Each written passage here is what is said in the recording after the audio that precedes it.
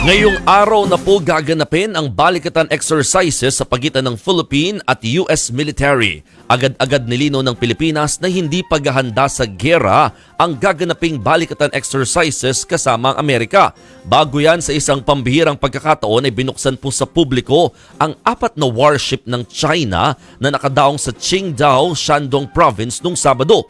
Pinayagang mag-tour ang publiko sa loob ng mga barkong pandigma bilang bahagi ng ika-72 anibersaryo ng pagkakatatag ng People's Liberation Army Navy ng China.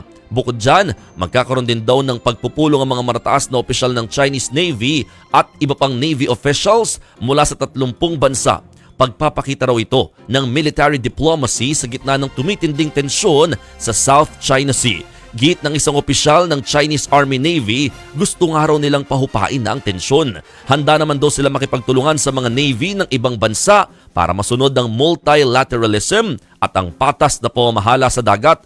Ikinasa ng China ang Foreign Naval Meeting bago ang gagawing balikatan exercises ng Pilipinas at Amerika malapit sa Taiwan at sa South China Sea na magsisimula na nga ngayong araw at magtatagal hanggang May 10. Lalahukan po yan ng 16,000 tropang Pinoy at Amerikano. Makakasama rin nila ang French Navy. Bukod dyan, may mga dadadalo ring observers mula sa 14 na bansa, kabilang sa mga susubukan ng mid-range capability missile system ng US Army.